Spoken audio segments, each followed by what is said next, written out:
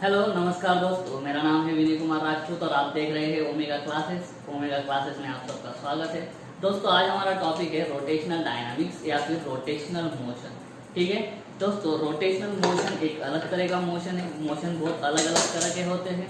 ठीक है, हम जो सिंपल सा मोशन पढ़ रहे हैं उसका नाम था लीनियर मोशन। ठीक है, हम 8th स्टैंडर्ड से उसको पढ़ रहे हैं। लेकिन अभी का जो मोशन होगा वो मोशन होगा रोटेशनल।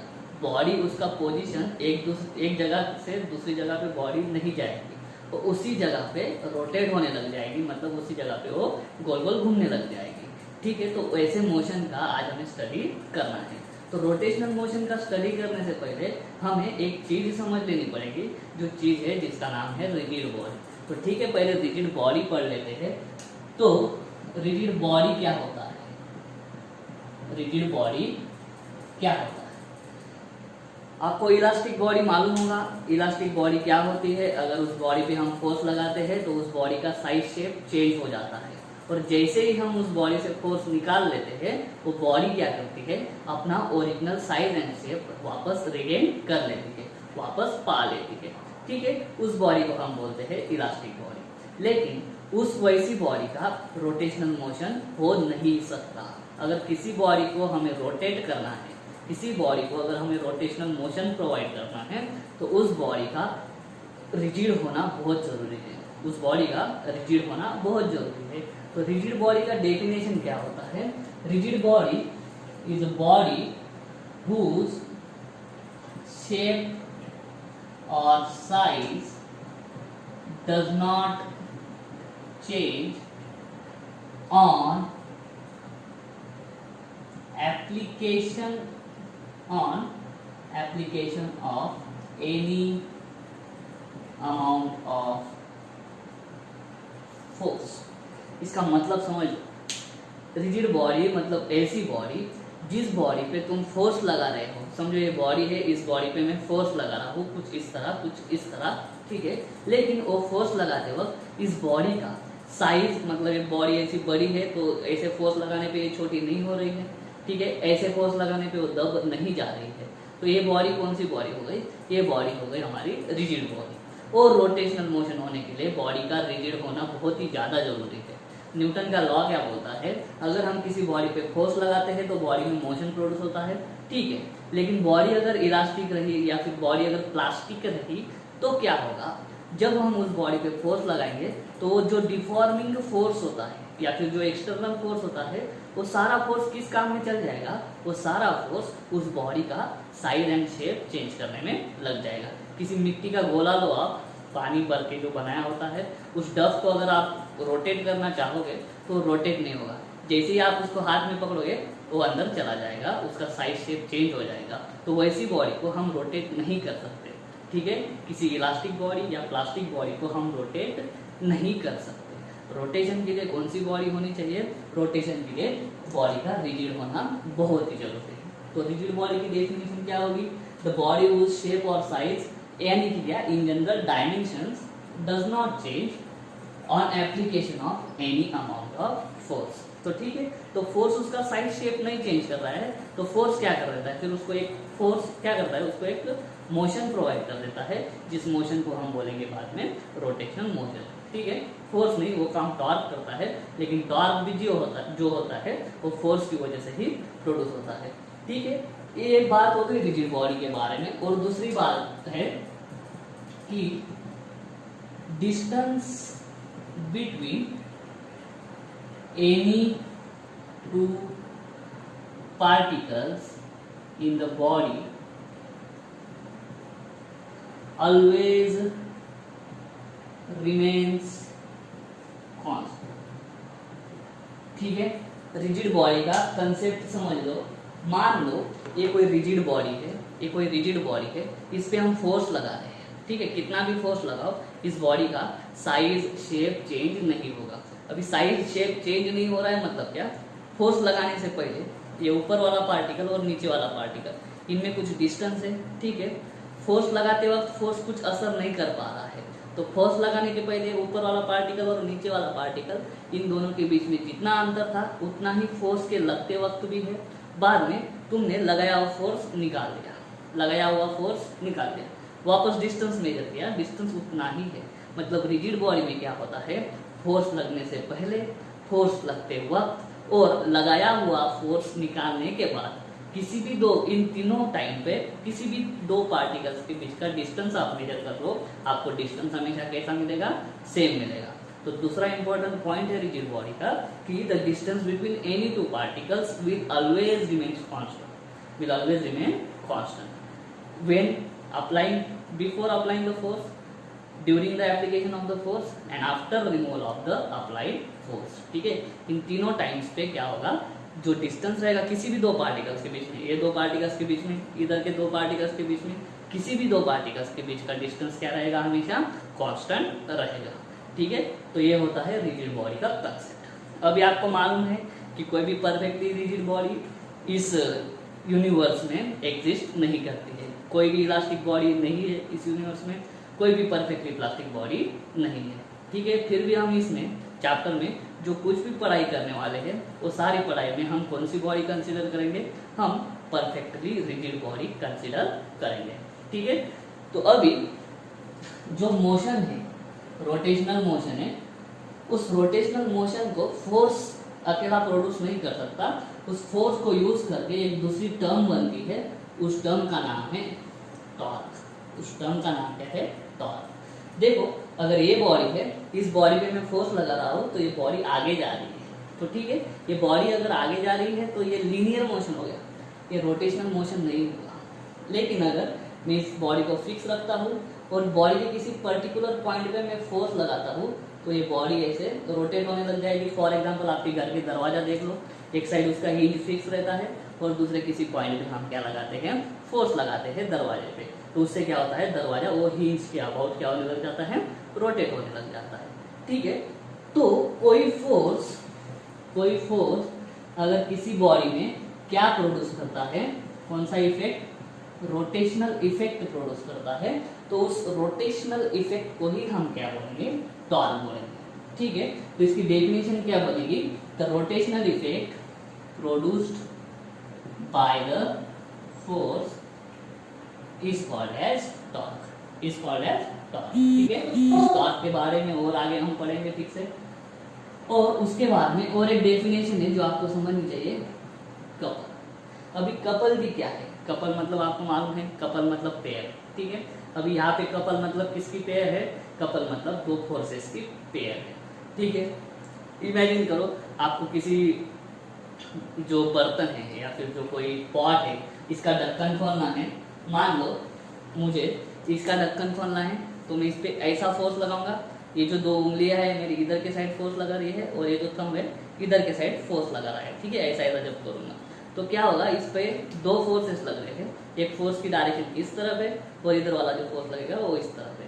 ठीक है, लेकिन ये दोनों फोर्सेस लगते वक्त दोनों फोर्सेस का मैग्नीट्यूड कैसा रहेगा, मैग्नीट्यूड सेम रहेगा, डायरेक्शन एग्जैक्टली अपोजिट रहेगी। दोनों फोर्सेस बॉडी के एक पॉइंट पे नहीं लगेंगे, दोनों अलग अलग पॉइंट्स पे लगेंगे। ठीक है, तो ये जो दो फोर्सेस लग रहे हैं किसी बॉडी पे, तो उन दो फोर्सेस की जो पेयर बनेगी उस पेयर को ही हम क्या बोल देंगे, कपल बोल देंगे। और जो कपल होता है वो कपल हमेशा रोटेशनल मोशन प्रोड्यूस करता है। अगर आप किसी भी बॉडी को लो, इस बॉडी को लो नीचे रख के अगर मैं ऐसा कपल लगा दूँ इस पे, तो बॉडी जगह पे ही रोटेट होने लग जाएगी, बॉडी एक जगह से दूसरी जगह पे नहीं जाएगी। तो कपल क्या करता है, कपल सिर्फ और सिर्फ रोटेशनल मोशन प्रोड्यूस करता है किसी भी बॉडी।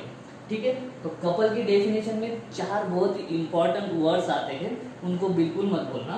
क्या, two equal, opposite, anti parallel and non collinear, चार वर्ड्स। दो फोर्सेस, दोनों फोर्सेस कैसे है, इक्वल है, अपोजिट है मतलब उनका डायरेक्शन अपोजिट है, और इक्वल अपोजिट होने के कारण वो क्या है, एंटी पैरेलल है, और दोनों फोर्सेस एक पॉइंट पे नहीं लग रहे, दोनों अलग अलग पॉइंट पे लग रहे। ठीक है, तो उसके लिए वो क्या हो जाएंगे, नॉन कोलिनियर। तो ऐसे फोर्सेस क्या बनाते हैं, forces form a couple. And जो कपल है वो कपल हमेशा कौन सा मोशन प्रोड्यूस करता है, कपल हमेशा प्योरली रोटेशनल मोशन प्रोड्यूस करता है, कपल ट्रांसलेशनल मोशन प्रोड्यूस नहीं कर सकता, कपल लीनियर मोशन प्रोड्यूस नहीं कर सकता। तो समझ में आ रहा है आपको रिजिड बॉडी का डेफिनेशन कि ऐसी बॉडी की जिसका साइज शेप मतलब क्या उसका डायमेंशन आप चेंज नहीं कर सकते हो कितना भी फोर्स लगाओ, ठीक है। और उसकी वजह से उसका क्या हो जाएगा, उस बॉडी के किसी भी दो पार्टिकल्स के बीच का डिस्टेंस कभी भी चेंज नहीं होगा। उसके बाद में टॉर्क पड़ा, जब हम किसी बॉडी पे फोर्स लगाते हैं अगर वो बॉडी में कुछ ना कुछ रोटेशनल इफेक्ट प्रोड्यूस हो रहा है तो उस रोटेशनल इफेक्ट को ही हम क्या बोल देंगे, टॉर्क बोल देंगे, ठीक है। उसके बाद में हम पढ़े कपल। कपल क्या होता है, दो फोर्सेस की पेयर होती है, लेकिन दो फोर्सेस कैसे रहते हैं, वो दोनों इक्वल रहते हैं, opposite, anti parallel and non collinear, ठीक है। वो दो फोर्सेस क्या बनाते हैं, कपल।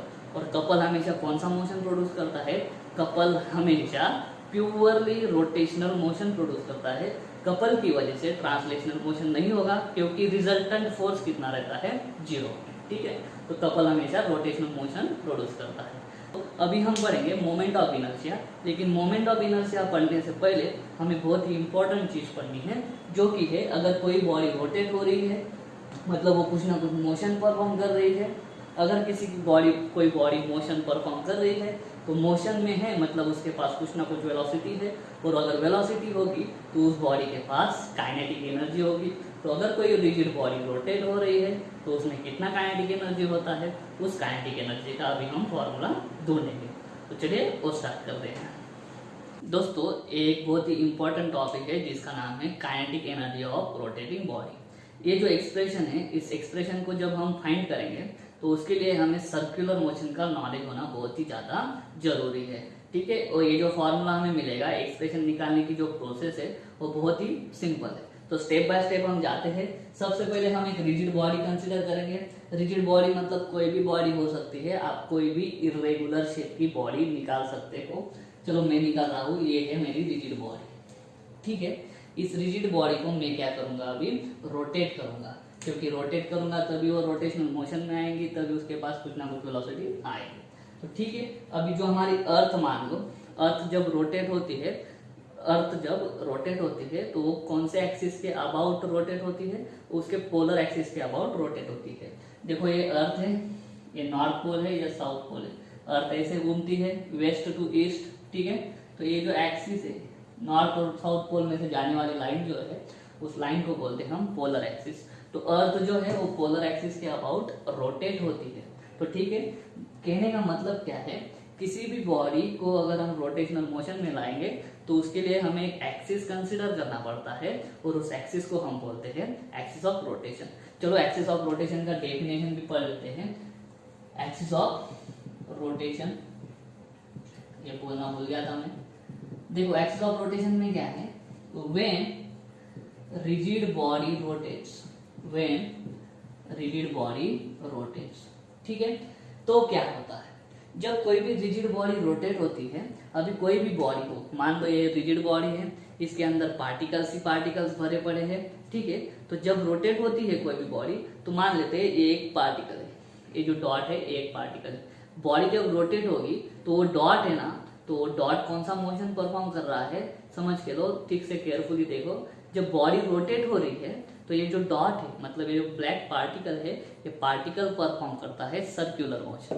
पार्टिकल क्या परफॉर्म करता है, सर्कुलर मोशन। तो है कि when rigid body rotates, it's particles perform which motion, circular motion, ठीक है। इतना तो क्लियर हो गया। और उसके बाद में क्या, अब इसके अंदर भी पार्टिकल है, मान लो सरकमफेरेंस पे भी नहीं है, सॉलिड बॉडी है मान लो है, इसके अंदर के साइड भी पार्टिकल्स है। तो हर एक पार्टिकल जब घूमेगा, हर एक पार्टिकल जब सर्कुलर मोशन परफॉर्म करेगा, तो हर एक पार्टिकल का जो सर्कल का रेडियस होगा वो कांस्टेंट रहेगा, सेम रहेगा, तो बिल्कुल नहीं। ये जो ब्लैक डॉट है, यहाँ पे मैंने निकाला था, इस ब्लैक डॉट का रेडियस बड़ा रहेगा, लेकिन कोई अगर डॉट में यहाँ पे ऊपर निकाल दूं तो ये पार्टिकल जब ये ब्लैक डॉट ऊपर वाला जब ऐसा सर्कुलर मोशन में आएगा तो उसका रेडियस क्या रहेगा, कम रहेगा, ठीक है। मतलब क्या है, हर एक पार्टिकल का जो जिस सर्कल में घूमेगा पार्टिकल, हर एक पार्टिकल का जो सर्कल है उसका रेडियस अलग अलग होगा, किसी का ज्यादा होगा, किसी का कम होगा। लेकिन मेन चीज क्या है, it's particles perform circular motion, but the centers of all circles will lie on a single straight line, and that line is called axis of rotation. ठीक है, ये बॉडी है जो रोटेट होगी। ये जो इतने ऊपर वाले पार्टिकल्स है उनके सर्कल का रेडियस कम होगा, ये जो पार्टिकल्स है बाहर वाले इनके सर्कल्स का रेडियस ज्यादा होगा।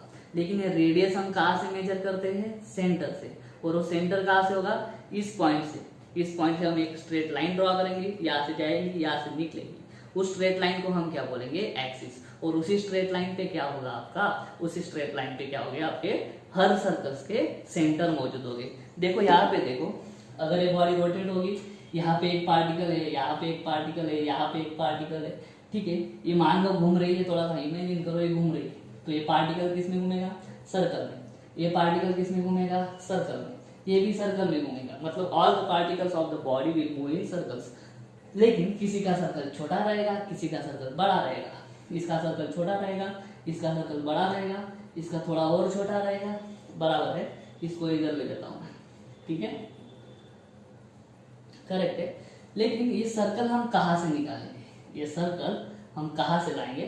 तो जो ये सर्कल देखो, ये सर्कल छोटा है, ये सर्कल बड़ा है, ये सर्कल वापस छोटा हो जाएगा। करेक्ट है। तो ये तीनों सर्कल्स का जो सेंटर होगा वो एक स्ट्रेट लाइन में आएंगे बराबर। और वो जो स्ट्रेट लाइन होगी, उस स्ट्रेट लाइन को ही हम क्या बोल देंगे? उस स्ट्रेट लाइन को हम बोल देंगे एक्सिस ऑफ रोटेशन। ठीक है, तो ये पहला पार्टिकल है मान लो जिसका मास है m1, ये दूसरा पार्टिकल है मान लो जिसका मास है m2, ये थर्ड पार्टिकल है जिसका मास है m3। ठीक है, हर पार्टिकल को कुछ ना कुछ मास होता है। मान लो एक्सिस ऑफ रोटेशन से पहले पार्टिकल का डिस्टेंस है r1, दूसरे पार्टिकल का डिस्टेंस है r2 और तीसरे पार्टिकल का डिस्टेंस है r3। ठीक है, और ये जो डिस्टेंसेस है, ये डिस्टेंसेस को हम बोलेंगे perpendicular distances from the axis of rotation. उम्मीद करता हूँ आपको एक्सिस ऑफ रोटेशन की टेक्निक समझ में आ गई होगी। तो काइनेटिक एनर्जी का जब हम एक्सप्रेशन ढूंढेंगे तब हम क्या करेंगे? तो उसके लिए हम मदद लेंगे किसकी? जो लीनियर काइनेटिक एनर्जी का फॉर्मूला हमें मालूम है, वो फॉर्मूला होता है हाफ mv²। ठीक है, m मतलब mass of the body, v मतलब linear velocity of the body. ठीक है, अभी देखो हम इसमें क्या कंसीडर करेंगे? हम इसमें एक रिजिड बॉडी कंसीडर करेंगे।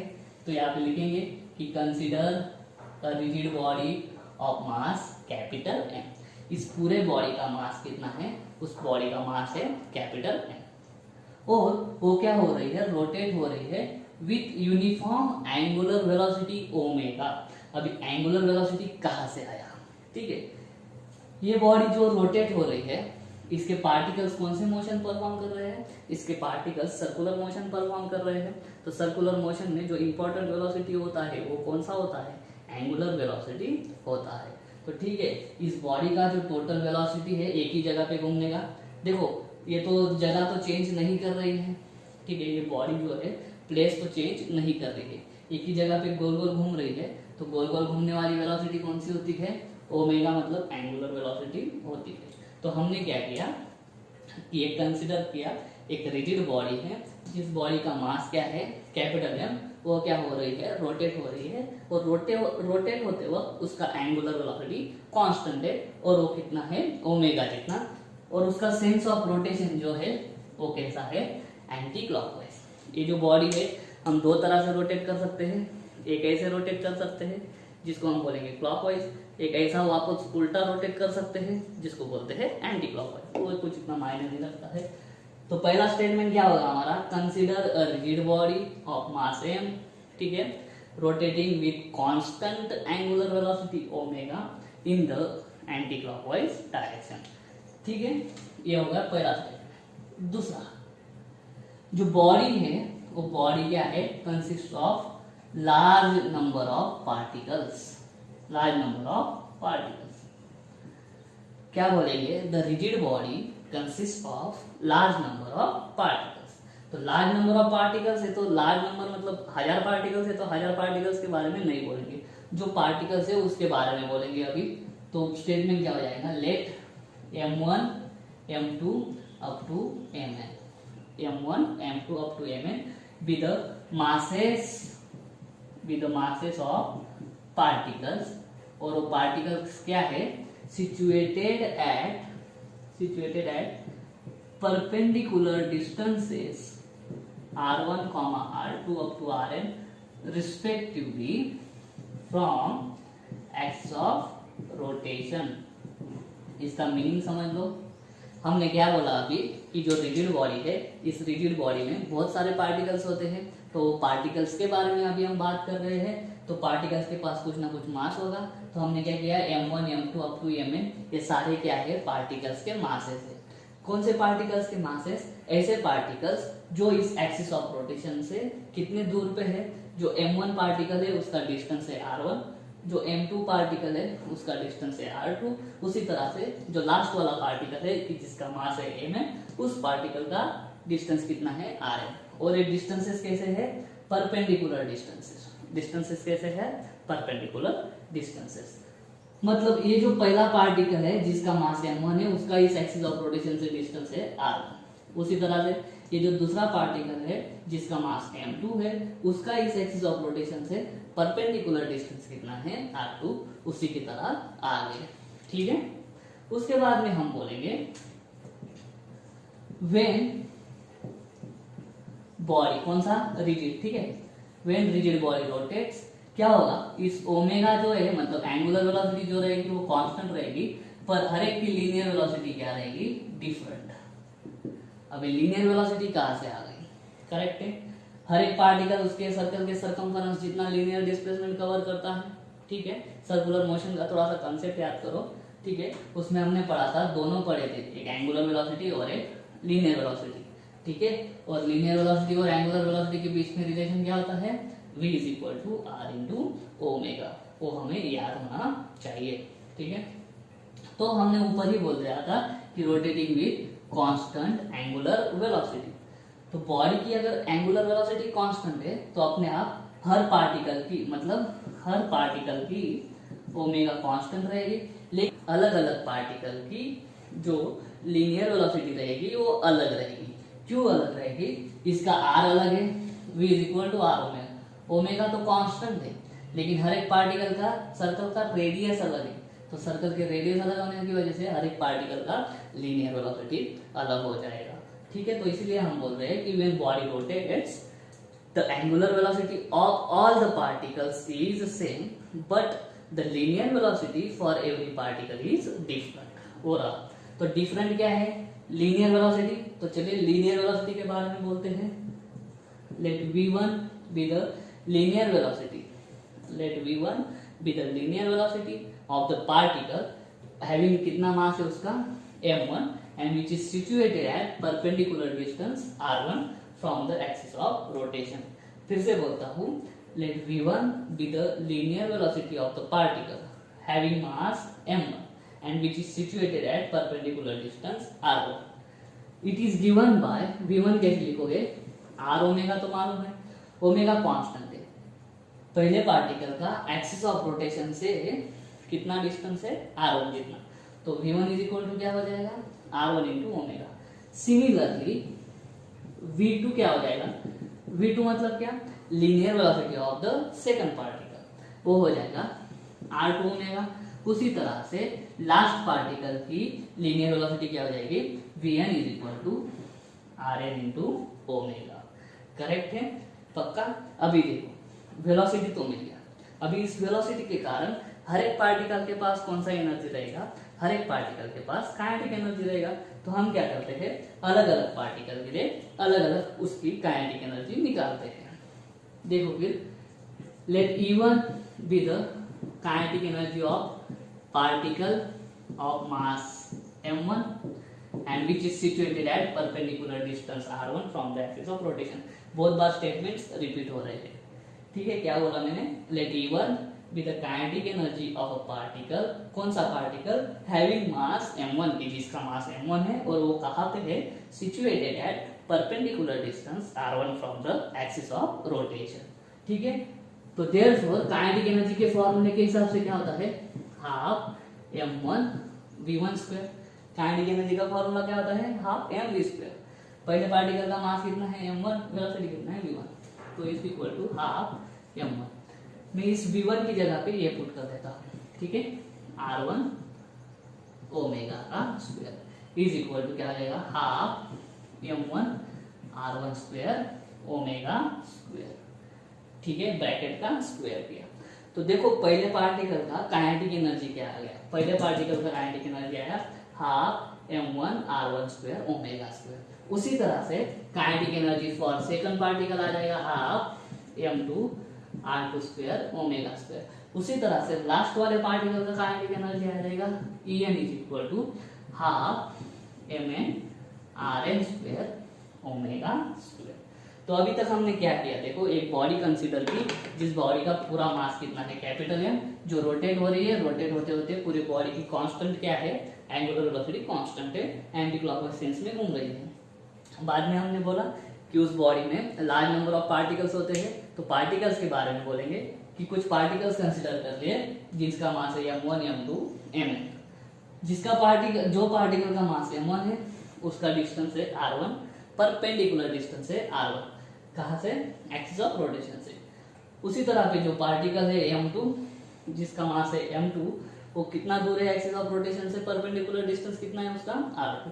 उसी तरह से जो लास्ट वाला पार्टिकल है जिसका मास है mn, उसका परपेंडिकुलर डिस्टेंस है एक्सिस ऑफ रोटेशन से rn। ठीक है, उसके बाद में हमने बोला कि जब बॉडी रोटेट हो रही है और रोटेट होते वक्त उसका एंगुलर वेलोसिटी जो है वो कांस्टेंट है, तो हर एक पार्टिकल जो है जब बॉडी रोटेट होगी तो पार्टिकल्स जो है वो किस में घूमेंगे, सर्कल में घूमेंगे। सर्कल में घूमते वक्त उन पार्टिकल्स की एंगुलर वेलोसिटी कांस्टेंट रहेगी और उन पार्टिकल्स की लीनियर वेलोसिटी मतलब हर एक पार्टिकल के लिए डिफरेंट रहेगी। ठीक है, यहाँ पे एक बात बोलेंगे हम, when rigid body rotates particles move in circles, particles will move in circles and angular velocity for every particle will be constant but linear velocity for each particle is different। ठीक है, तो फिर जो डिफरेंट है उसके बारे में बोलेंगे। तो v1 जो है वो मान लिया हमने कि पहले पार्टिकल की लीनियर वेलोसिटी कि जिसका मास m1 है और जिसका परपेंडिकुलर डिस्टेंस है r1, तो सर्कुलर मोशन के नॉलेज से लिख लिया v is equal to r omega, तो v1 is equal to r1 omega. उसी तरह से अलग अलग पार्टिकल्स के लिए निकाल दिया। उसके बाद में काइनेटिक एनर्जी का फॉर्मूला मालूम है, तो पहले पार्टिकल का काइनेटिक एनर्जी निकाल दिया हाफ mv स्क्वायर से, मास m1 वेलोसिटी v1 और v के जगह पे क्या पुट कर दिया हमने r इंटू ओमेगा। तो इसी तरह से E2 और En निकाला। तो दोस्तों उम्मीद करता हूँ यहाँ तक आपको समझ में आ गया होगा। अभी हम क्या करेंगे, हमें बॉडी की काइनेटिक एनर्जी निकालनी है। अभी हमने क्या किया है, अभी हमने सिर्फ हर एक पार्टिकल के लिए काइनेटिक एनर्जी निकाला है। तो kinetic energy of whole body मतलब क्या, सारे पार्टिकल्स के काइनेटिक एनर्जी का एडिशन, सारे पार्टिकल्स के काइनेटिक एनर्जी का एडिशन करेंगे, क्योंकि जो काइनेटिक एनर्जी है वो कौन सी क्वांटिटी है, स्केलर क्वांटिटी है। तो टोटल काइनेटिक एनर्जी कैसे हो जाएगा, सीधा सीधा एडिशन। तो total kinetic energy of the body लिखूंगा मैं E1 plus E2 plus plus plus plus adding करते जाएंगे, लास्ट वाला पार्टिकल है En। और kinetic energy of the whole body क्या करती है, बॉडी रोटेट हो रही है, तो मैं इसको लिखता हूँ kinetic energy of rotating body, kinetic energy of rotating body is equal to E1 plus E2 plus plus plus plus En। चलो मैं E1 लिखता हूँ, कहाँ पे गया, ये रहा, half m1 r1 square omega square, ये half m2 r2 square omega square plus plus half mn rn square omega square. तो देखो इसमें से कुछ ना कुछ कॉमन निकल रहा होगा, यहाँ पे हाफ कॉमन निकल रहा है, ठीक है, हर एक इसमें से, और ओमेगा स्क्वायर भी कॉमन निकल रहा है।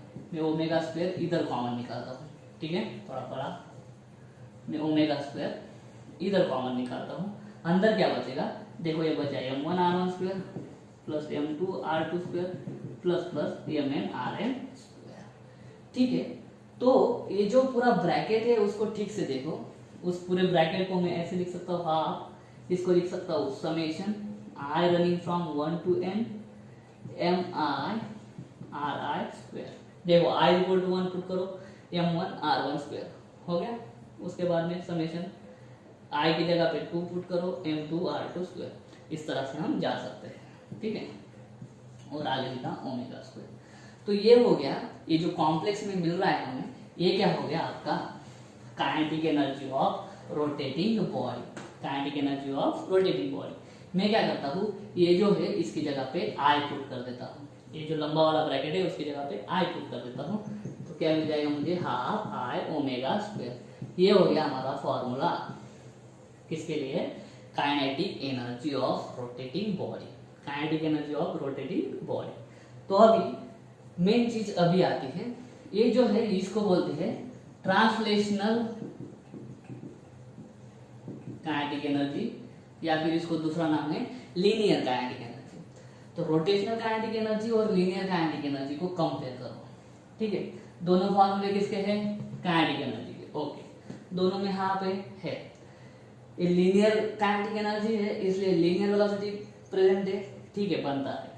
ये क्या है, एक ही जगह पे घूम रहा है, एंगुलर मोशन है पूरा, ठीक है। तो यहाँ पे लीनियर वेलोसिटी था, यहाँ पे कौन सा है, एंगुलर वेलोसिटी बनता है, ठीक है। लेकिन यहाँ पे मास है और यहाँ पे कुछ तो अलग ही है जिसको हमने क्या नाम दे दिया है, आई।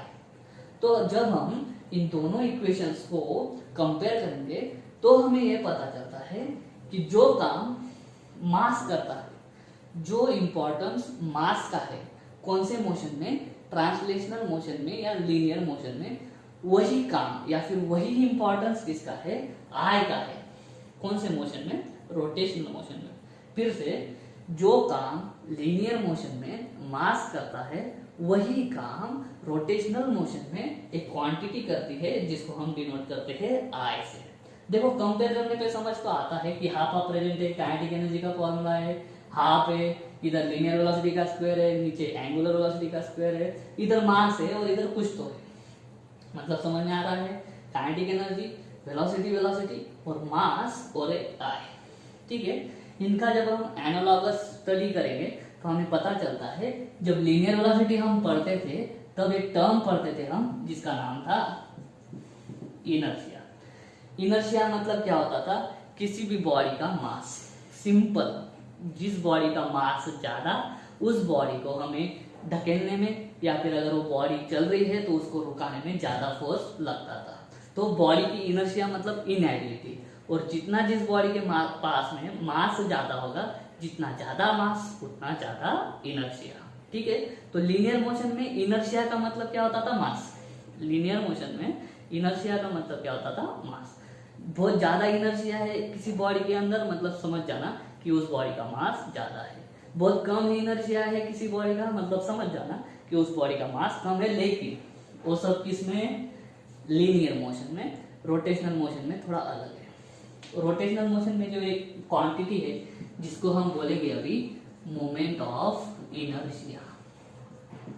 मोमेंट ऑफ इनर्शिया, अगर किसी भी बॉडी को हमें लीनियर मोशन देना था तो ऐसा फोर्स दे दो, बॉडी लीनियर मोशन में चली जाएंगी। लेकिन किसी भी बॉडी को अगर हम रोटेशनल मोशन प्रोड्यूस करना है तो हम बॉडी पे तो फोर्स लगाएंगे ही, वो ठीक है, बॉडी के तो पास मास रहता है, लेकिन वो फोर्स हम किस जगह पे लगा रहे हैं वो भी इंपॉर्टेंस होता है। मतलब अगर इस पॉइंट पे हम फोर्स लगा रहे हैं तो इस पॉइंट का परपेंडिकुलर डिस्टेंस कहाँ से, एक्सिस ऑफ रोटेशन से मेजर करना बहुत ही ज्यादा जरूरी होता है, ठीक है। तो रोटेशनल मोशन में मास के साथ साथ एक क्वांटिटी आ जाती है जिसका नाम है डिस्टेंस, जिसका नाम है डिस्टेंस। तो मास और डिस्टेंस का जो कॉम्बिनेशन बोल के एक क्वांटिटी बनता है, उस क्वांटिटी को हम बोलेंगे मोमेंट ऑफ इनर्शिया, ठीक है। लीनियर मोशन में इनर्शिया क्या करता था, अपोजिशन टू द मोशन, ठीक है, मोशन को अपोज करता था। और मोमेंट ऑफ इनर्शिया का मतलब सेम है, ये इनर्शिया मतलब अपोजिशन, कौन से मोशन के लिए, लीनियर मोशन के लिए। और मोमेंट ऑफ इनर्शिया मतलब क्या, अपोजिशन, कौन से मोशन के लिए, रोटेशनल मोशन के लिए। कौन से मोशन के लिए, रोटेशनल मोशन के लिए। और इस आई को हमने इसकी जगह पे पुट किया था, इस आई को हमने इसकी जगह पे पुट किया था। तो इस आई की डेफिनेशन मतलब मोमेंट ऑफ इनर्शिया की डेफिनेशन थोड़ी अलग तरह से बनेगी। उम्मीद करता हूँ दोस्तों आपको ये फॉर्मूला तो सबसे पहले समझ में आ गया होगा। अभी मोमेंट ऑफ इनर्शिया की डेफिनेशन थोड़ी लंबी होगी लेकिन आपको समझ में आ जाएगी। देखो मोमेंट ऑफ इनर्शिया की डेफिनेशन कैसे बनेगी, जिसको हम शॉर्ट फॉर्म में लिखेंगे एमआई। ठीक है, ये जो ब्रैकेट वाला फॉर्मूला है इसको ठीक से ध्यान में रखो। The moment of inertia of rigid body उसके आगे है about an axis of rotation. About an axis of rotation is defined as the, ये सबसे पहले क्या है, sum, as the sum of, उसके बाद में इन दोनों के बीच में क्या है, प्रोडक्ट, sum of प्रोडक्ट किसका मास, पार्टिकल्स के मास, ठीक है, sum of product of masses of particles and किसका प्रोडक्ट है, एंड स्क्वायर ऑफ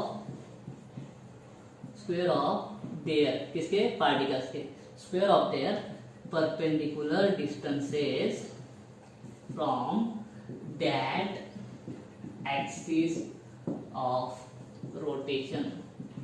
ये डेफिनेशन आपको ठीक से समझ में आना चाहिए। देखो ये जो ब्रैकेट है उसकी जगह पे आई पुट कर रहे हैं और आई का नाम क्या है, मोमेंट ऑफ इनर्शिया। और ये जो मैं लिख रहा हूँ moment of inertia of rigid body about an axis of rotation, इस पे से ही आपको समझ में आ जाना चाहिए कि अगर मैं एक्सिस ऑफ रोटेशन की पोजीशन चेंज कर देता हूँ तो बॉडी का मोमेंट ऑफ इनर्शिया चेंज हो जाता है। आपका ये जो इनर्शिया है इसमें एक्सिस ऑफ रोटेशन का कुछ संबंध है ही नहीं। ठीक है, देखो ये बॉडी है, इसका जितना मास है वही है उस बॉडी का इनर्शिया। ठीक है, लेकिन अगर आपको बोला ठीक है मैंने इसको मास मेजर किया, चलो इसका मास आया मेरा 250 ग्राम्स, ठीक है, तो मैं ये बोल दूंगा कि इसका इनर्शिया कितना है, 250 ग्राम्स। अगर मेरे को पूछा कि इसका मोमेंट ऑफ इनर्शिया बताओ तो मेरे पास कुछ भी आंसर नहीं होगा। मैं बोलूंगा इट डिपेंड्स कि इस बॉडी में से हम एक्सिस ऑफ रोटेशन कहाँ से पास कर रहे हैं। तो मैं समझने की कोशिश करो, जो इनर्शिया होता है वो मतलब मास, और मास कभी भी चेंज नहीं होगा तो इनर्शिया चेंज नहीं होगा।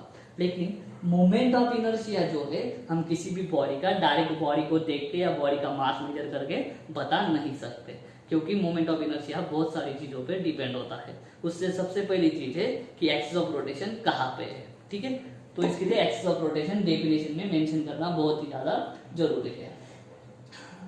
तो डेफिनेशन कैसे बनाएंगे, the moment of inertia of a rigid body about an axis of rotation is defined as, तो ये ब्रैकेट याद रखना क्या है, is defined as the sum of, is defined as the sum of क्या है, product of, sum of the product of किसका masses of the particles of the body and किसका है, और स्क्वायर ऑफ परपेंडिकुलर डिस्टेंसेस, और perpendicular distances कहाँ से major है, from the axis of rotation.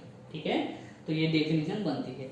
क्या है, moment of inertia of a body about any axis of rotation is defined as the sum of products of masses of the particles and square of the perpendicular distances of that those particles from the axis of rotation।